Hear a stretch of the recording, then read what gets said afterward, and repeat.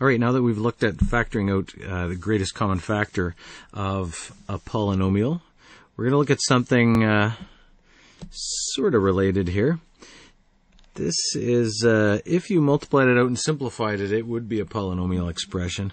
The way it is now, it's got two pieces here, this and this. And each of those things has three parts to it. But they both have, what they have in common is they have this binomial factor here. Think about an expression like this. If this said 3xy minus 5y, the thing that they would have in common is that y. And you'd be able to write it as y times 3x minus 5, right? Because you can factor out that common factor there, right? That y. Now the only difference here is, instead of having a y in common, what they have in common is they have this binomial factor here. They have this x minus 4.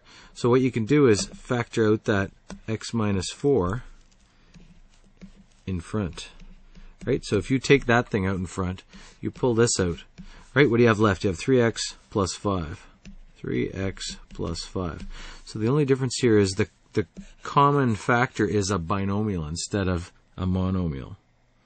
All right, so that thing actually, if you want to check, if you were to multiply this out, and then if you were to kind of expand each of those and simplify that, they would be the same, those two expressions.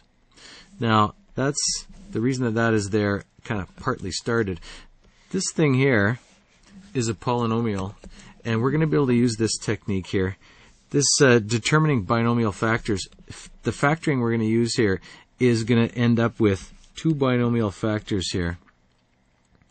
And the only reason that this is going to work here is because, or the only reason you're going to notice that this can work is if you notice that there's a common ratio of the terms here. This is like 1 to 8 and 2 to 16. It's kind of a common ratio. If you factor out, if you kind of group this like this, it's called factoring by grouping.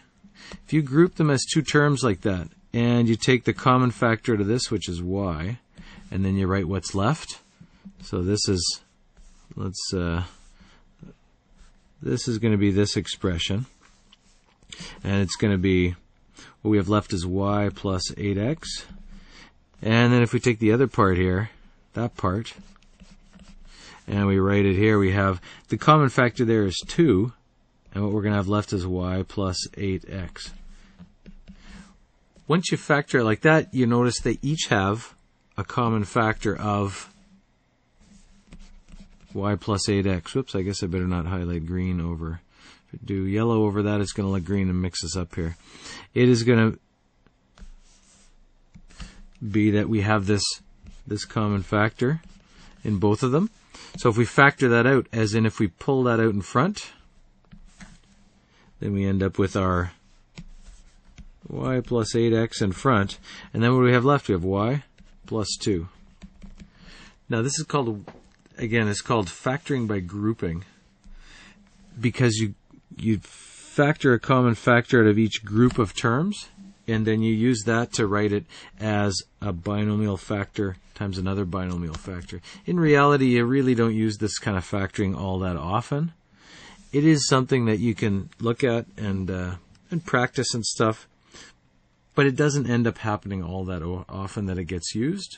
So you can kind of consider it an extra on top of the other ones. The main ones are the other ones that we've looked at. All right?